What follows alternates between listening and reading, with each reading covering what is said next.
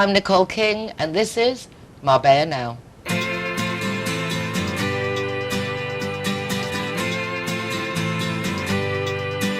Hey, hey, it's a brand new day. Hey, hey, hey, it's a brand new day. Halfway twisted.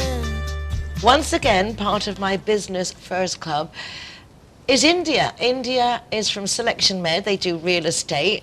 And she did the presentation at our breakfast morning a couple of weeks ago, and it was awesome. It was so entertaining. India, thank you. Thank you. Normally, it's like, even when I give a presentation, so hard to make it fun. Yeah, So that was really cool. How did you come up with the idea of all the different angles you approached? I just wanted to make it a bit more interactive so that people would find it more interesting than just talking about day-to-day real estate, because I think people want to know facts and want to, learn something as well, not just kind of basic information. So, it was quite funny to see us all sitting there at breakfast talking about luxury real estate and having no idea really about the beautiful luxury real estate all around the world. Yeah. So you really did your homework for that, and then you won the award. I Congratulations. did. Thank you. Best presentation. Yeah.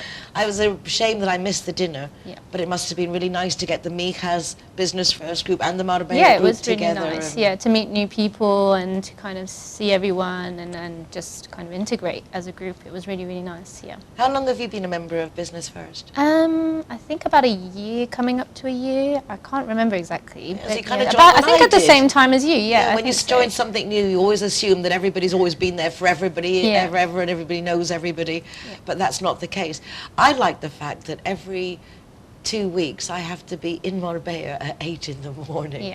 which is not something I like to do in the UK.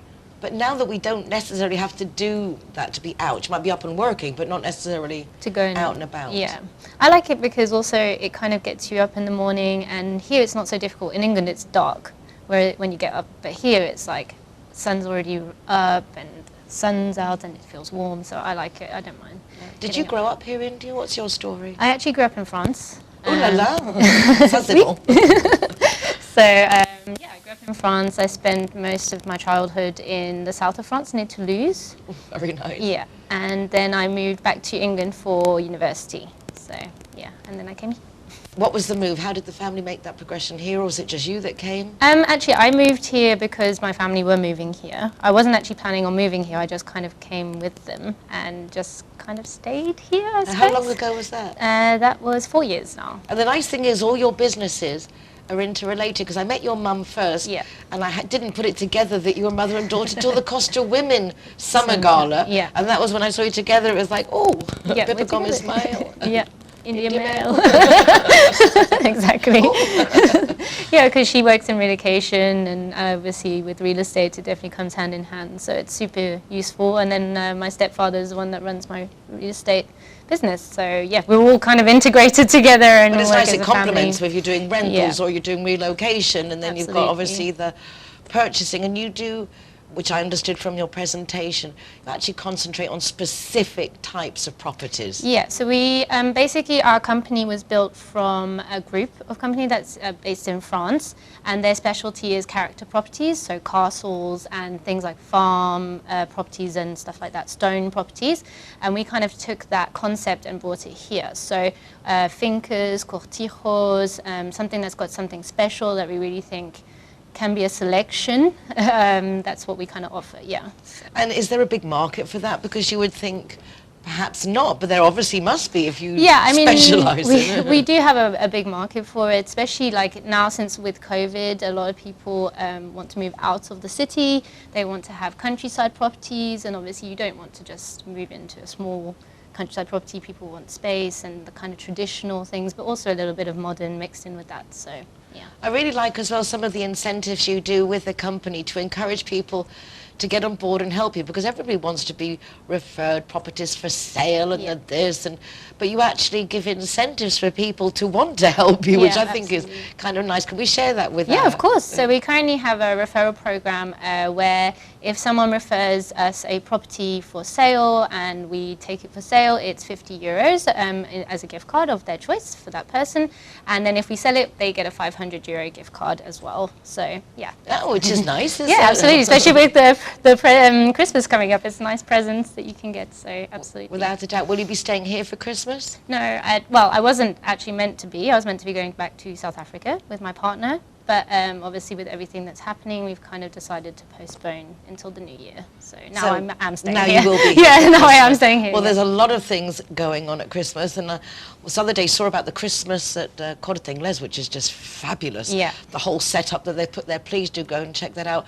And also the Christmas setup at the Harbour Restaurant in the Marbella Marina. It just blows you away with how people are really embracing the Christmas. Well, I was just saying to you as well, in the Marbella Old Town, it's just beautiful, the lights that they've set up, and it is nice to kind of feel a little bit of Christmas because it's not cold, so you don't have that Christmas spirit as much as in the UK, for example. So it is nice to see those little touches, I think. It certainly is. And if you would like to see the bespoke little touches of Selection Med, do go to their website, do contact India. And if you're relocating, contact her mum. And if you want this, you contact your stepfather. And then we can do this. What goes around comes around. And it's just lovely to see you. Lovely to get to know a little bit more about you. Yeah. Happy holidays. You too. And you guys don't go away because we'll be back in just a moment. Judy and John are getting along famously. They have so much in common, which now includes both being too tipsy to drive home.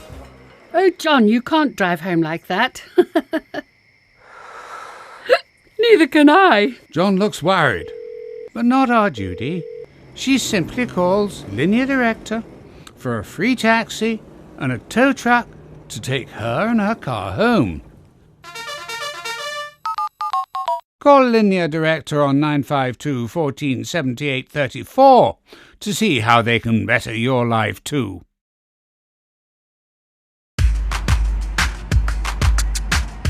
Everyone that comes and wants to join our Zero Hero Association, they will have free non-alcoholic drinks at our venue at any time. Hi guys, Ross here from Hogan Stand. Proud to be a member of the Zero Hero campaign. And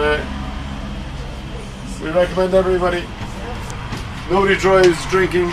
Everybody who drives a car doesn't have any alcohol in their system, and we're proud to sponsor the Zero Hero program.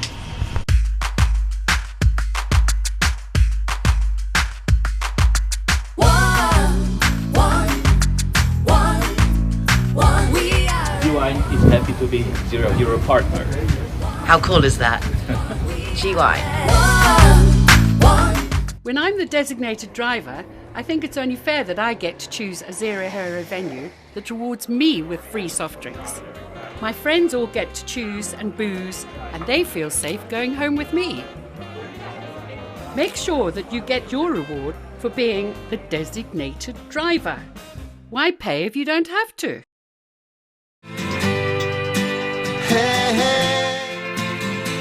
I'm always saying you just never know who you're going to bump into in Marbella. Well, such was the case a couple of weeks ago at the Business First breakfast meeting. I suddenly had my first guest sitting right next to me. Ricky, how lovely to have met you and to welcome you to Marbella Now. Hello, and thank you for welcoming me to Marbella Now. It's my pleasure. Now, obviously he's a very nice young guy, but also he's an electrician. And when you have a group that have all different professions in it, it's nice to know that one of them is an electrician, because it's actually very tricky in Spain. Everything's different. The potencia, the power, the energy is different. Everything's different. They have legalities that we couldn't even begin to think of in the UK. So how did you find mixing English electrics with Spanish electrics? Well, it's quite straightforward because I had a company for 9.5 years in the UK, so it's still very strict in the UK. So it's not much different. I work alongside a Spanish electrician who's had a company for many years, so anything legal or any technical, I go straight to him and we liaise with each other. So yeah, it's pretty straightforward. I mean, I remember years ago coming back from Madrid down to Marbella, and apparently everyone had to have the same new fuse box, and That's it. but people were copying the wrong fuse box, and there was a whole thing going on because there are a lot of local restrictions and laws as opposed to the national requirements, which is interesting. So how did you end up here on the coast? Why the change? Just lifestyle, sun, lifestyle. Watched a lot of TV growing up where people moved to sunny countries, thought it was going to be retirement, and thought, why wait till I get older and just try and do it now with the family? So here I am. So I imagine you have a young family. Tell us a little bit about how it was. Was it between you and your partner you decided to come? Was it an idea you said, okay, we're just moving to Spain? Well, it was actually, I was 7, and my auntie and uncle had a restaurant in Fuengirola, and I just knew I was going to move here. So it was like my happy place. I come with me and my mum. That's what I call it. It's my happy place. Yeah. It's my happy place too. So that's the reason why I come here for. So yeah, it's really nice. It's funny to think, because I used to come as a child as well, and anyone says Marbella is my happy place. Yeah. The sun's shining. It's a nice bright light, which working with electricity, I mean, it's like everything's about that frequency, and it's a nice frequency to live in here. Why did you get involved in electrics? Was it a family business? Well, to be fair, I did actually land on it. A friend of mine had a company in the UK, and I was watching his kids for him, and then he goes, oh, I've got you an apprenticeship, and I thought, okay. So I phoned up the guy, got the job through it, and it sort of landed, and I fell in love with it. When I started doing it, I just got on really well, and like I say, I started a company quite young, and everything just seemed to go in the right direction. So yeah, I like it, I love it. And the adjustment here, how did you find your Spanish counterpart? Because it's not always easy to find the right partner. It's fine. It's fine. There's a good network of people here. Everyone's nice and friendly, so it's not hard to meet new people here, I don't think, anyway. Yeah, it's funny. A lot of people comment that back in, say, in the UK or in Germany, they don't have the networks like we have here. So, for example, I know you through Business First. I don't belong to many groups, but Business First is certainly worthwhile. How did you find out about the group, and what made you join? Well, to be fair, I got approached by another company, and we got on really well. Jens, who you may have met before. With his solar panels, yes. That's right. Awesome. So he's great. We got in contact, and we clicked straight away, become friends, and then he introduced me to Business First. So that's how I got introduced. So yeah, it's nice. It's nice, isn't it, knowing that you've got other people there watching out for you and promoting you. It really is. Just to know that you can pick up the phone and speak to other people, get advice, or if it's not my field, I know I can phone them up, and then they put me in the right direction. So it does feel like a good network, a good family. So. And where are you based, Ricky? In San Pedro. How come there? From Fuengirola to there? Was there something that you just... Fuengirola where the restaurant was, and I did sort of look into where it'd be best to get work and run a business. And it was always looked in the Marbella area, between Estepona, across to Mijas.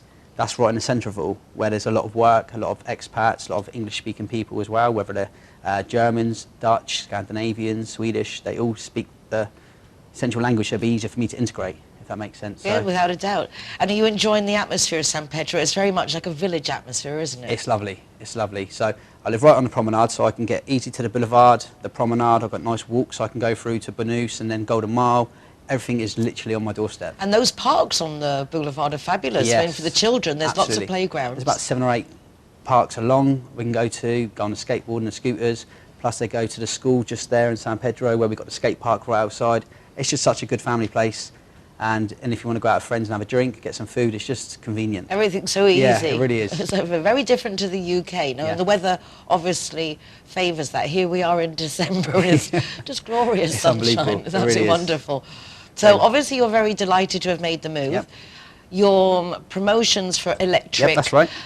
Is very much that you are emergency, available 24/7. I mean, you're nice enough. Yeah. So what would you be to say to the viewers your specialities? Why would we call Ricky when you've got electric things to do? The good thing is, if you're in need and you need to get a response straight away, I always pick up the phone. And we're pretty rapid. As you know, it can be in Spain. You can get a call out when it can take 3 days for someone to turn up. We can normally get to you the same day, if not in a few hours. So it just gives that peace of mind to our customers, you know. If they want other work, they know they can contact us anytime. If they've got any problems, we're there to help them out. And it's not even a case that we have to attend. If they call us, we will try and offer advice just over the phone to get them out of a situation. It's not all about we want to come to you. What kind of things do people ring you with? What are the weirdest off-the-wall things? Always. It's normally, we have no electricity, and I'm like, okay, so the first things first, I'll go through steps on the phone, say, try steps, and they go, oh, it's just a switch. Like a fuse box or It's just a switch has gone off. It happens all the time. Or they go, we were using our hairdryer, and the electric's gone, and it won't turn back on. I'm like, have you unplugged your hairdryer? And they go, no. They go, they've been in the dark for maybe a while before they've called us, and then they unplug it, turn it on, there we go. They're like, wow, fantastic. And that is, again, because the system's overloaded, right? So it's a safety thing that kicks in. Yeah, it might have just been a faulty hand dryer, or might have got some water in it. It could be many different things. So, yeah, but I'm good at fault finding. I do like that. So if I go to a house, I know if I get a call out, I can have it done normally in 20 minutes to half an hour. So it's good to know. It is. I think people get a bit scared of bringing emergency electricians, particularly for those over-hour times. Yeah. But I imagine you seem to be like quite accommodating in all aspects. I normally tell people, I set myself a challenge every time I turn up, or anyone I know who turns up, any electrician I have. We try to make sure we're done as quick as possible. We don't want to be going 2 hours, 3 hours on a call out or different time, any time of the night. We just like to get it done. Then it looks good, then they tell people, and that's how a lot of our business is going. It's word of mouth. We're on social media, we're on Instagram, our website, we're on Google, so we're a review-based company. So we know it's important for our customers to be happy as well. So wonderful. And he can build a box as well, because I gave him one of our promotional mugs, and I gave him the flat bag mug, and he was like, can you build a box? So they're very good at building. What things quickly would people call an electrician for?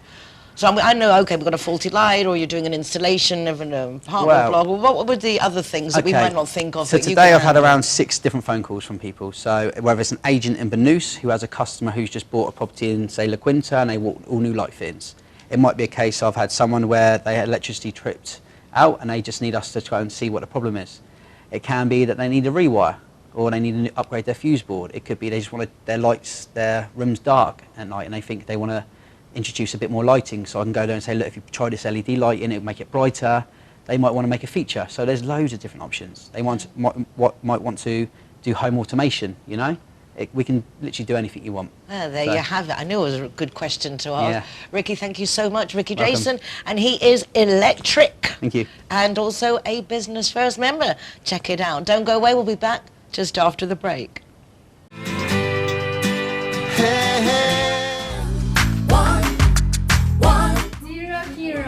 Welcome here at the Urbano. Let the music get to your heart. Let it set you on your way. No time to hesitate. Welcome to Lemongrass, Doña Lola. Thank you very much. Tearing us apart. Poison arrows shoot straight to your heart. We can change it. Zero Hero, welcome to Portofino, Cabo Pino. Hi guys, Kazutua is proud to welcome the Zero Heroes. So come on in and enjoy free soft drinks for anyone who is the designated driver. Thank you, Nicole.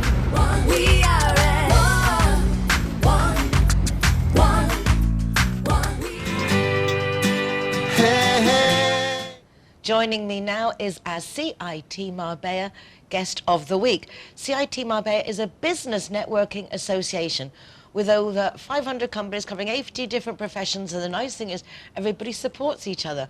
And one of the great incentives they organise is sending their members to this show once a week. And I am delighted to welcome back to the programme Linus, who is the director of IKEA. It is. Thank you so much for having me back, Nicole. So cool. It is cool. It is very cool. You had just arrived, I believe, when I interviewed you the first time at Rio Padron Recording Studios, a lovely show we recorded at Lendl's Recording Studios, which was a lot of fun. It was. 3 years ago, maybe? 2 years. 2 years. 2 years, almost to the day, I think. Oh, wow, how about that? That is amazing. Yeah, that is amazing.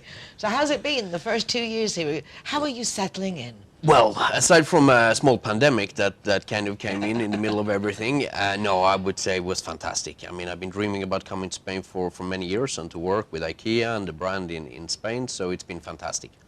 Of course, only a couple of months into my venture into Spain, Corona came, and I think changed a lot of how we as people behave to one another, how we had to integrate with society, and also how we as a company had to do our business, and how we had to work with customers and co-workers as well. One of the good things that has come out of it is, I think, as we are spending more time at home, I would have to think your sales went up of people doing stuff to the house that normally they wouldn't be in, so they weren't even looking at the issues in hand. Is this the case? Which I think that the awareness of how important a home is for the Spanish population has increased a lot.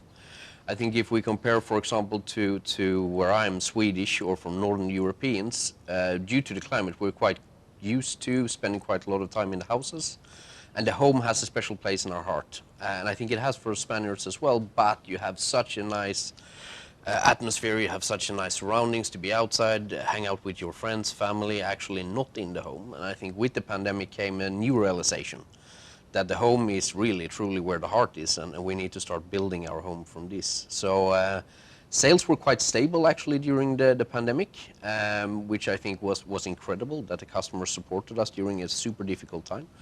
Also, we need to keep in mind that the store were closed. You couldn't actually come and you couldn't purchase from IKEA in a normal way, which forced us to look into new ways of being close to the customers instead.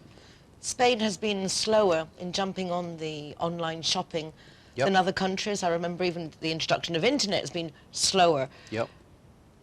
It perhaps has been a good thing now that people have had to learn to buy online, although it's worrying for the physical stores.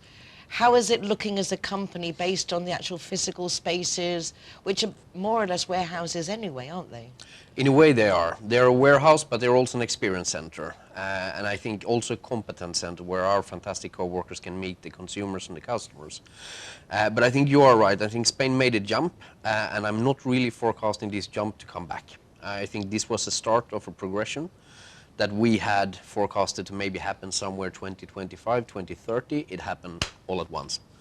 And now I can only see kind of a glorious future with this in the future. Now we as a company, or companies within retail in general, we need to step up, because we need to come closer to the customer with new formats, more small formats, and being much more also geographically close to people. And we need to find formats that is more aligned with your needs and the ones that you have for home furnishing or whatever it might be that you have.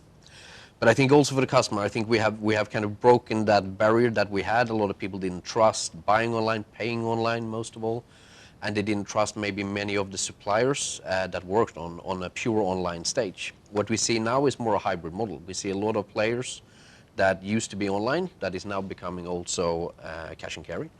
And we see a lot of old traditional cash and carry, for example, IKEA, that is now really emerging into the venture of establishing not only online, but also new touch points, like the touch point we opened a couple of weeks ago in Marbella, where we have a planning studio where you can actually plan your purchase. Tell me more, tell me more. More specific. You've been there, Nicole, haven't you? In La Cañada Shopping Center, we opened up 3 weeks ago, we opened up a planning studio, we call it a planning point, where you actually on the main level of the shopping center, you can come in, you can meet my specialists that are there. There's a team of 8 people, 9 people that will meet you, and they will treat you with all their competences to whatever needs you might have. So they can plan your kitchen, your bedroom, your wardrobe solution, your bathrooms, etc. In the basement of La Cañada Shopping Center, we have also then placed a pickup point. So for €5, you can actually order whatever you want online or through the design point or the planning point in La Cañada. 48 hours or earlier, after you order everything, for €5 you will be able to pick up everything in the basement as well in our pickup point. That is awesome. I mean, the last thing I bought in IKEA was actually some kitchen units. Yep. And the hysterical thing, trying to see my son-in-law, bless him, trying to get them in the car. And me begging, please, let's just hire someone to drive them back. But that was, again, having to go to the central IKEA, knowing now that you have a point of pickup in Marbella. Yep. That's a really big plus. This is true. This year we have expanded both in Granada with a similar setup, actually exactly the same setup. And now a couple of weeks ago we also managed to open up Marbella. And this is a strategy that we are continuing on. So we are trying now to open smaller formats. We cannot really go with the big standardized stores of IKEA to all smaller cities. But what we see is these smaller formats, they're really successful and the customer actually like them as well. So like a design office where you can then know what you need, then you can order it, and then you can pick it up from Marbella, from La Cañada. Exactly. And you can also order online from the comfort of your home. And for the same price, with the same service, you pick it up 48 hours later in La Cañada as well. Really does make life easy. So you've been exceedingly busy implementing new strategies, new projects. So there's been no rest for you during lockdown. It's just been lockdown was very busy. And I think, but then we had a very strong focus on taking care of our own. It was a very insecure time, I think, for all of us, and in reality, even us as business leaders or entrepreneurs, we didn't know what was going on, nor did governments or NGOs around the world. So of course it was a very difficult time for us to comfort our co-workers and our customers and consumers. In the beginning, obviously, we didn't even know what was going on.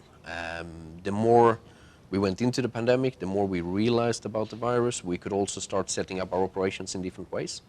So even if we didn't have the store open, we were still very busy inside of it, and we were managing the fulfillment. So everything you ordered online from IKEA was at certain points coming from the store directly, and not from central warehouses or global hubs or anything like that. So we kind of reversed our operation model a little bit. I mean, you really seem to be covering everything. Just one last question, not just the Spanish, but as it's a newer concept, perhaps, of building your own furniture. Yep. Do you still offer the services, or do you offer a service that people will build your furniture for you if you can't read of the instructions? Because it No can be worries tricky. at all. It can be tricky. Until we have 3D printing in range, you can always have the service of having someone to come home and assemble your furniture. Exactly. So you don't even have to worry about that. Not at all. But obviously the way that it is delivered, the way that it is produced keeps the costs down. So obviously that's still one of your big objectives, is having the best home, really functional, looking good, but for the most reasonable prices.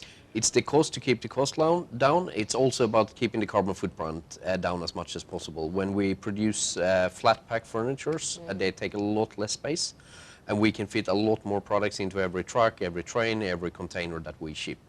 So from factory to the customer, we are saving quite a lot on the carbon footprint as well. So cost that we try to then send over to the customer in lower prices, but also a lower carbon footprint, which is essential for us. Wow.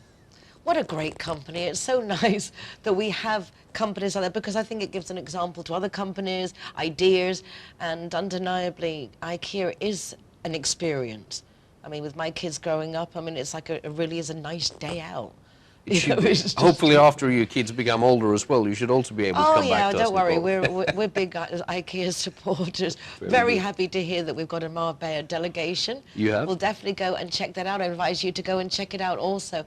Linus, any last words for our viewers before we finish today? Big thank you for having me, Nicole, and a Merry Christmas to you, and a Merry Christmas to all of Marbella. Ho, ho, ho. Ho, ho, ho. Ho, ho, ho. Lovely to see you again. May it not be 2 years for the next time. And guys, don't go away, because after the break, we are going to be going back to the United Nationalities of Marbella Summit for just the last bit of the speeches. This includes La Barandilla, the Spanish suicide prevention helpline, which we're trying to help become 24 hours a day, and also offer international counselors, because, hey, we don't want anyone to feel they are alone. And then we'll be back with more after that. See you in a moment. Hey, hey.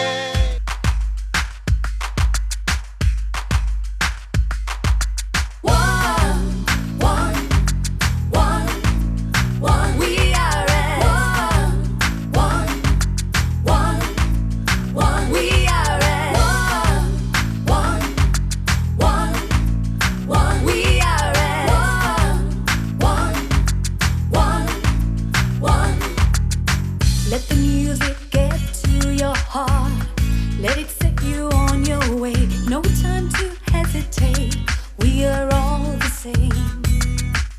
So much trouble tearing us apart. Poison arrows shoot straight to your heart. We can change if we try. Just believe it's worth your time.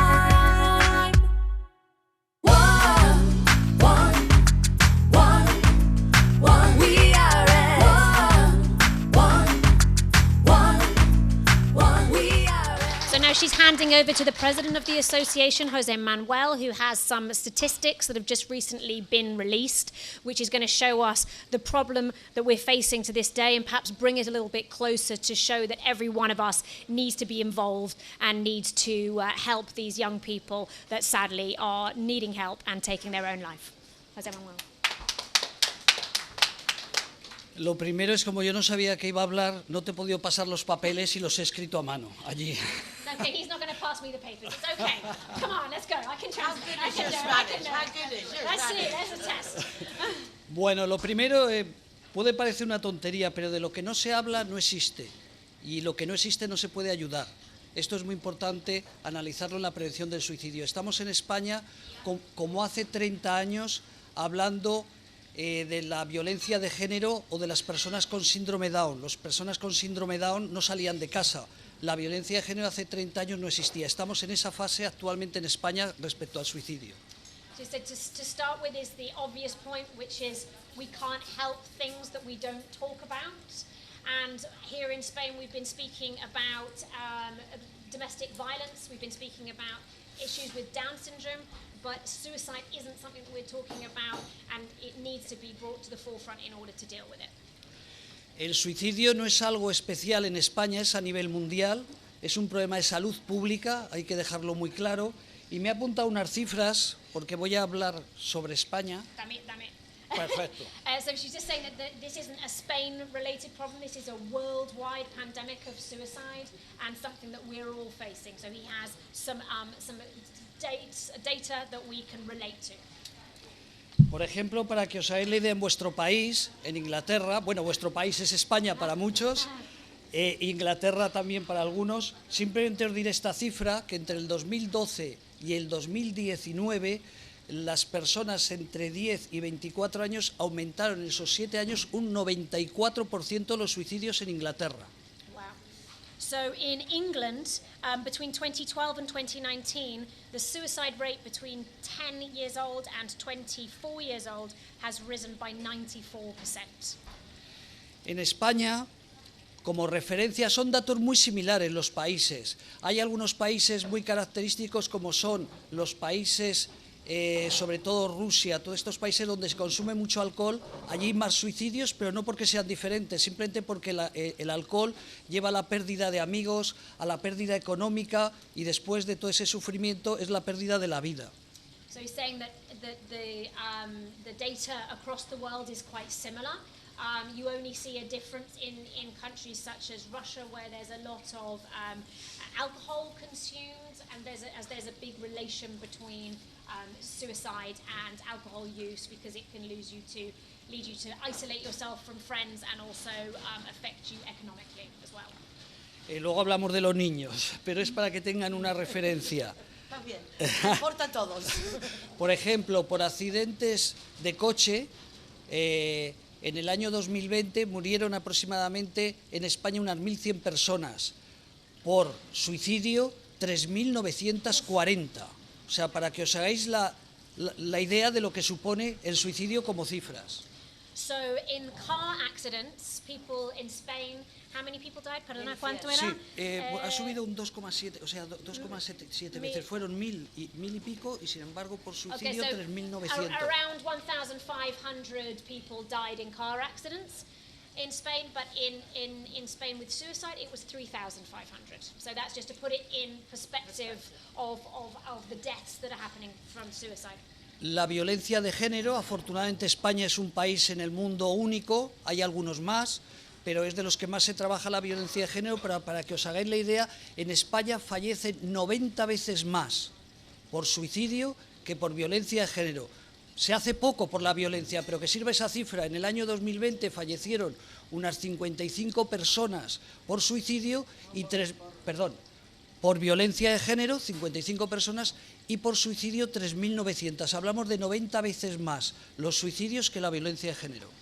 So an example between domestic violence and people dying of domestic violence versus suicide, it's 90 times more people dying of suicide than dying of domestic violence. So this is definitely something that we need to address. Luego hay otra cifra que es, ya bajamos a los jóvenes. Entre la edad de 15 y 29 años todos pensamos que mueren por drogas. Juventud, drogas. Accidentes de coche. Pensamos que los accidentes de coche los jóvenes conducen como locos. Pensamos también que es por la violencia. En Madrid hay mucha violencia, no aquí en Marbella, pero hay mucha violencia de bandas. Pues no es así. Desde el año 2019, no del 20, sino del 2019, la gente, los jóvenes entre 15 y 29 años, la mayor cifra de muerte no natural es por suicidios. So we often think with youngsters between 15 and 29 that the main issue would be drug overdose, would be gangs and street violence, would be car accidents because they drive in a crazy way, but actually that's not the case. There is significantly more cases of suicide. ¿Las cifras cuál era? Perdón, sorry.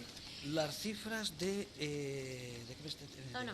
Vale. De So violencia de género 90 veces, 55 y 3.900. So when we're thinking about the youth, although we might think of these other problems, we need to put suicide at the top of that list of unnatural deaths. Los jóvenes, las cifras pueden no parecer alarmantes en niños menores de 10 años, pero en el 2019 en España se suicidaron 7 personas jóvenes de menos de 10 años y en el 2020 aumentó a 14. O sea, la cifra tal vez no pueda llamar la atención, pero sin embargo se dobló pasar de 7 a 14. So we don't think that suicide is a problem for the very young, but actually in 2019 there were 7 under 10s that took their own life, and in 2020 it went up to 14. So it's doubling and something that we need to consider at all age groups. Y luego ya, para no aburrirles más, un poco una referencia que pasa en nuestra juventud. Juventud, lo mismo en Inglaterra que en el país de Gales, que en Gibraltar, que en Madrid. El colectivo de más personas que más suicidios producen son la Guardia Civil y la policía porque llevan armas y los psiquiatras porque tienen la medicación justa.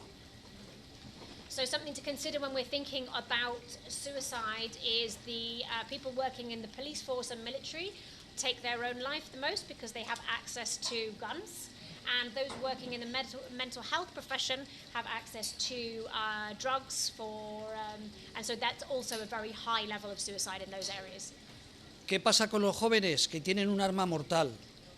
Que es los teléfonos móviles. Todos estamos, durante esta comida, los que no sabíamos inglés mandando correos, vosotras buscando noticias, los niños los hemos dejado con ese aparato maravilloso que nos permite que se peguen horas jugando y no nos molestan, pero ¿eso qué significa? No controlamos el acceso que tienen. Cuando no nos preocupamos por limitarles cosas de violencia de género, cosas de violencia entre niños. Hay una serie muy famosa en el mundo entero que se mata a la gente, que no me acuerdo del nombre. Eso es. Bueno, claro, entonces eso es un ejemplo de lo que está pasando con los niños que no lo controlamos. Dilo así, luego comento. Ya termino.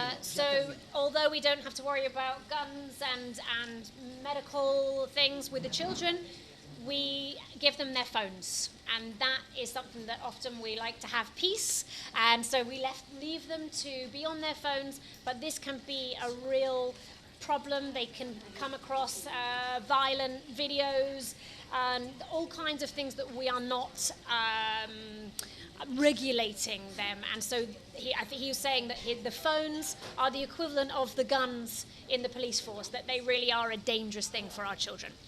Y para terminar ya de entender el problema de los niños, nosotros, los que ya somos mayores, 60 años, nos pegábamos igual que ahora. O sea, los niños siempre han sido agresivos, los niños siempre han tenido falta de educación, siempre se han burlado del gordo, del tonto, del loco, siempre. La diferencia es que antes nos íbamos a casa y ya no nos preocupábamos por nada. La diferencia es que las redes sociales permanentemente entre ellos están insultando, acusando, y eso es lo que lleva al bullying, y de ahí ya pasaríamos a otra segunda fase, pero es lo que está ocurriendo con nuestra juventud. So children haven't changed. They always called each other names and were cruel to each other and maybe hit each other, but the difference from our generation was when we went home it was a safe place. It was cut off from that aggression and those problems. But now with social media, those issues are around them all the time. They don't have a cut-off point, and that's where it leads to bullying and violence and things like that on social media, which can lead to then depression and sadly on to suicide. Muchas gracias por la traducción y por haberme escuchado.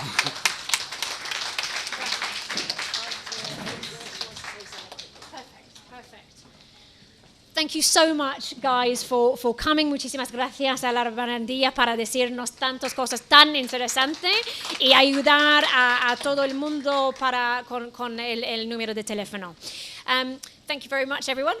Now I'm going to introduce Brenda Kuby, who's here from Jib Sams. We wanted to bring along a local group that is really doing amazing work with their helpline as well, and to give him their side of the story and how they're seeing it. Brenda. So thank you all for inviting me to come here and tell our story of what we've done with Jib Sams. So in 2016, there was 10 recorded suicides in Gibraltar. Now that may not seem a huge amount, but in a population of 30,000, it is a significant amount.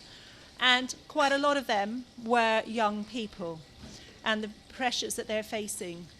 And what we are seeing is not just so much the ones who complete suicide, it's the ones who attempt it. So if at any point that this subject is triggering you, I am here, so I'm happy to listen to you afterwards if this is triggering for you.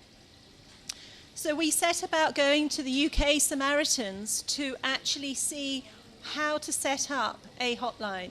And they told us it would take us 3 years, but they didn't know our chair, and within 10 months we had set up. We had trained our first set of volunteers, we had our one-room office, and we had our phone line ready to go. And we launched it on Mental Health Day on the 10th of October. We're lucky that we have the great support of the community, from our Chief Minister through to our Governor, who is our patron, through to the business community. We have been able to work with every agency in Gibraltar. So from the police, social services, Department of Education, which for us is really important. We started with the hotline, and with lockdown, we extended it to a chat line. We now have both services running from 6 till midnight, so 6 p.m. till midnight. We obviously are looking to extend. We're training another bunch of volunteers. But again, with our size, it's difficult to think that we'll get to 24 hours because the amount of volunteers that we will need for that is quite colossal. So when people want to volunteer, they have to go through a selection day. Anybody can be a Samaritan. Anybody can be a listener. But you have to go through the training, and it's 6 weeks. It's a long time. You have to be sort of retrained in how to listen. I thought I was a good listener. I thought that I had listened to many people, but actually the training showed me that actually I'm trying to fix. I'm not actually listening. I'm wanting to fix their hurt, their problem. And this is what the training has done for our listeners. It shows them that they are there just to listen. And that's so difficult. And having the pause, giving them time to talk about such a difficult subject, giving them that space to open up. It's not easy. It's difficult. But that's what our listeners are trained to do. And when we set up, we said if we help one person, then we've achieved what we've gone to do. We know that we've achieved many more. We know with our figures how many more that we're actually achieving. And in our mission, we say that we're looking to reduce the number of suicides. We never say eliminate it, because it's impossible to eliminate. But with our youth program, where we are going into middle school, and we're working with these kids, we're showcasing them our number, what we can do. We've got them working on projects like the Chatty Bench, where they actually have a bench in the playground, where they actually have older kids who have been trained to sit and listen. And these kids can go and sit there and make friends and chat about things. And it's always watched by the teachers. And so we work with our children, and we purposely went with the number 116123 because that's the UK number. And a lot of our students go to the UK. And this was where we were seeing a lot of problems, that a lot of these kids were going. They'd never left home before. They'd never left Gibraltar before. They didn't know what was going on. And they were coming up against problems. There were a lot of suicides or attempted suicides in the UK from our students. So by going with that number, we were able to teach them that this is not just for us, but it's for when they go on their own. So for me, I'm offering the Hand of Friendship to help you set it up, to learn from our mistakes, learn from what we've done, and if I can be of any help, then I'm happy to do so. Thank you so much, Brenda. That's fantastic. It's so great as well to have a Spanish charity and then from Gibraltar as well, English speaking. I think that's really great. Just before we wrap up for lunch, I'm going to let you chat about this important subject over lunch, of course, but I'd like to introduce you to Susanna Urbano from the Rotary Club to tell us a little bit about the youth groups. I almost fall down. Hi, hello. So I just wanted to say 2 words about Rotary because it has been named a couple of times and I have seen that in the logo. So I'm not sure if you know what Rotary is, because Rotary is a group of people who are there for helping the society. But what it is also Rotary, in Rotary there are a lot of different groups. We have the senior Rotary members, which are the Rotarians, but we also do have the Rotaract, which are young people who are in the university, and they are in charge of their own Rotaract clubs who belong to Rotary, but we also have Interact, and Interact is something very interesting because we were talking before about giving a responsibility to our children. The first thing is that I think that all of us who have children, they are very privileged children because they do have parents that take care of the education of their children, therefore we are here.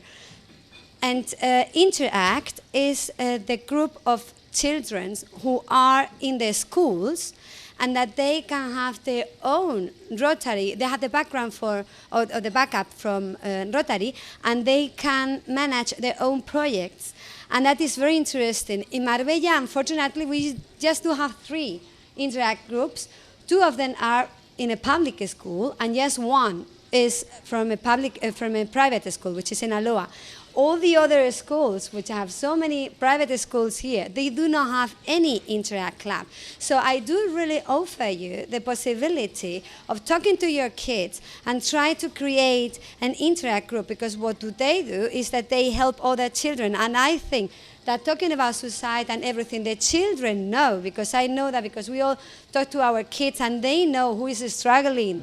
They know who is having problems. So they are the best communicators and they are the voice. So if they feel that they belong to a group which is hearing them and who is supporting them, because when you are an Interact member, you have a godparent, which is a Rotarian, a senior Rotarian, and also someone in the school who is also helping them, because, I mean, they are very independent and they give a lot of independence for taking care about their projects, but they sometimes, as someone was saying, they need a little bit of a backup of the parents to guide them, like in the shadows, that they can really be able to manage their objectives.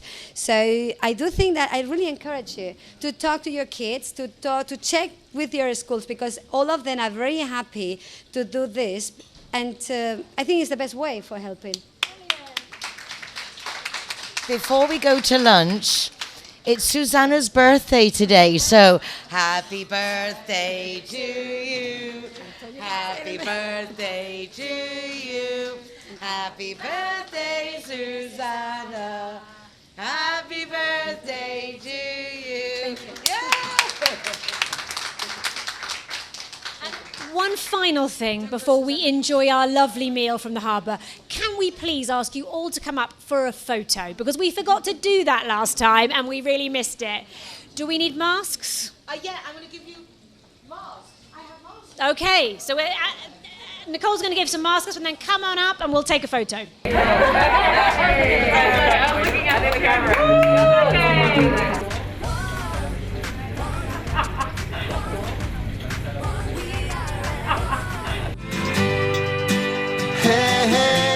Alright guys, so I'm the designated driver tonight, so I'm going to choose the Zero Hero place. So all of my soft drinks are for free. And if you want to go somewhere else, just check out the Facebook, Instagram or the zerohero.es website for any of the bars, discotheques or restaurants on there. I'm happy to go anywhere you want to go, as long as it's Zero Hero. Yes, I mean, do you think that McNulty's is proud to be a Zero Hero partner?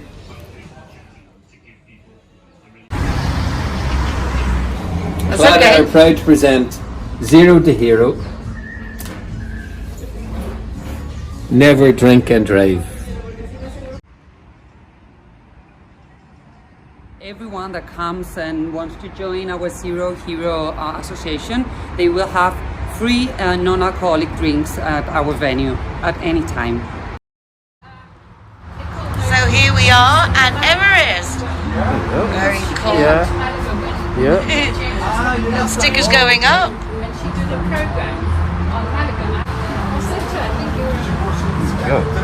Hiya, my name is Govinda. I'm from Everest. Welcome to Zero Hero, to Everest Fusion, to enjoy your cocktails, drinks, and happy hour as well. And food, of course, is delicious. Thank you.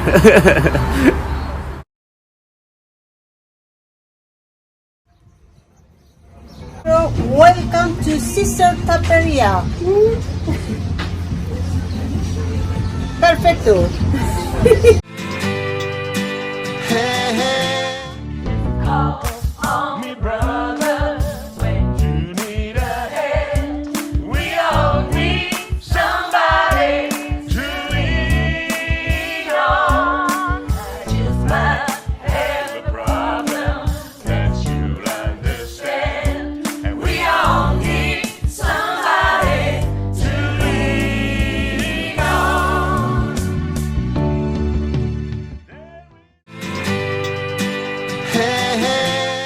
And to finish off this week's show, what could be better than to welcome back Lily Van Tongeren, and no longer a volunteer with AAA, because she's now also Vice President of AAA Marbella at San Pedro. Congratulations, Lily. Thank you very much. That is just, what an achievement. The 6-7 years I've watched you volunteer, your dedication, the puppies, the fostering, the trips to the airport, the energy you put into events and money, funds, and it must be nice to now be actually part of the mechanics, I would think. Yeah, there is, it is of course a lot more work. It's very gratifying to be able to now also be involved more with the management part of it, so that you can kind of steer things in a different way or in another way, and see it grow as we all want it to grow and be better and bigger and healthier in all ways.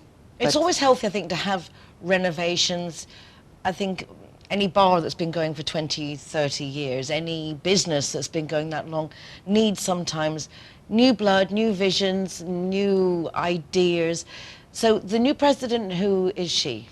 The new president is a wonderful lady. Her name is Elise Dunweber.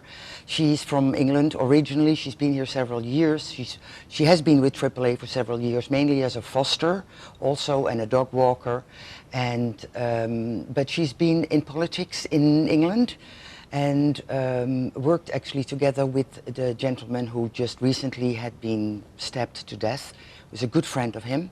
I have no idea about any of this. So yes, it was a member of parliament, a gentleman. In England? In England. Oh. And anyway, they worked together a lot for animal welfare in the different departments there. And she has been an active member of the parliament there. And so she knows a lot about business. She has her own business as well, still at the moment. And so a lot of business experience, a lot of political experience, and we needed her. She's a wonderful person, puts in a lot of energy, has a lot of time, which is of course very important. And I'm very grateful to be able to be together with her and help her. It's absolutely wonderful to see, because obviously AAA is an amazing project and the people who started it are commendable, and it's lovely to see that the community wants to be involved in carrying it on and keeping it going, which is so important. Coming up to Christmas, obviously there are cold moments, the days if we're lucky we're in the sun are nice, but the nights are cold. How can we help at the moment the general public, Lily? Well, first of all, become a member, as I always say, become a friend. Donate money is always the best way to help, because then we can divide it to the things that we need And having most. members, you know that €5 is coming every month, and if they've got a lot of people, it helps you relax knowing that Yes, knowing certain that we have a basics are certain covered. amount of money coming in every month, because we know what goes out every month. And of course, we need blankets, sheets, and towels. Please, no pillows, no duvets, nothing that the dogs can bite and open up and spread plastic or filler or whatever. We've had some help. Some of the new board members, we've got together and looked at what was needed most. Unfortunately, we have a lot of dogs, and there's a lot of dogs that cannot go into the main shelter, because they either need to be observed a few days when they come in, or they cannot really get along with other dogs or whatever. So there's a lot of dogs on the front court, and we had no room for them, so they had to be tied up, which is not very nice at all. So we did some collections, we asked around, and luckily we got some support from Germany, Belgium, Holland, and from some business people here in Marbella, which I'm very grateful for, specifically Rockabox, which is a real estate agent. Well done. They donated a lot of money so we could buy new cages.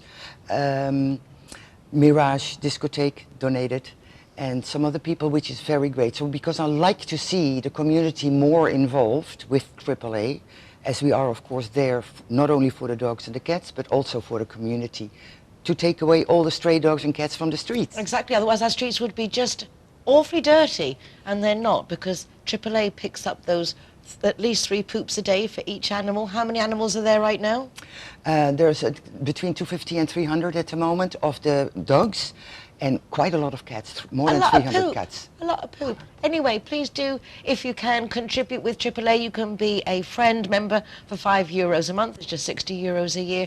And any donations of food and supplies, and that includes office supplies and also bleach and mop heads and things like that. You think about it, there's a lot of things that they can do with.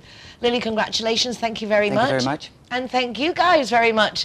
Next week will be our special Christmas program, which is very exciting. Can't believe it's already the end of the year is nigh.